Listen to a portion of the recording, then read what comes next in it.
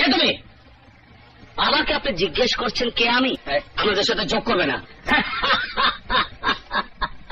আর যাকে নিয়ে সারা দেশে আলোচনা ঝড় বইছে, যে মানুষটা 100 জন সন্ত্রাসীকে পাখির মতো গুলি করে মেরে ফেলেছে, যার ছবি সহ ইন্টারভিউ সমস্ত পত্র পত্রিকার হেডলাইন হয়েছে, যার ভূয়সী প্রশংসা করেছেন আইরি সাহেব নিজে, তাকে জিজ্ঞেস করছেন হু আর ইউ?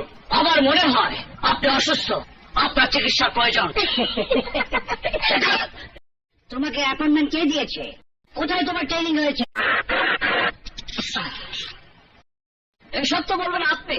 আপনি আরো বলবেন আমার র্যাঙ্কিং, আমার রেঞ্জ কত দূর, আমার এরিয়া কোনটা, আমার বাংলো কোথায়, এর সবকিছুই আপনাকে বলতে হবে স্যার। সন্ত্রাসীদের খাতা এখন আমি ব্ল্যাক লিস্টে আছে। এখন আমার সিকিউরিটি দায়িত্ব কে নেবে? ইন কেস আমি যদি মরে যাই, আমার মরণোত্তর বেনিফিট কে পাবে?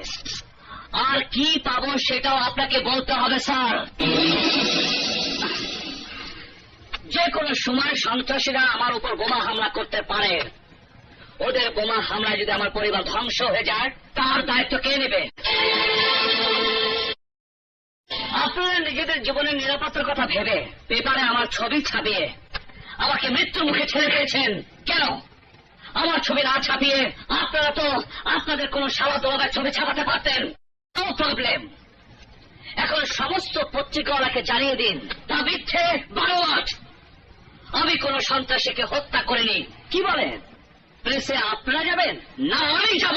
স্যার, দুই পক্ষ বাঁচার জন্য একটা রাস্তা বের করেন। আছে আপনাদের জীবনটা মূল্যবান, আর আমার কাছে আমার জীবনটা মূল্যবান। তাই আমার নিরাপত্তার জন্য আমাকে পুলিশের সদস্য করে নিতে হবে, খাকি পোশাক দিতে হবে। মোট কথা আমি এসপি দুর্জয় নামে স্বীকৃতি চাপ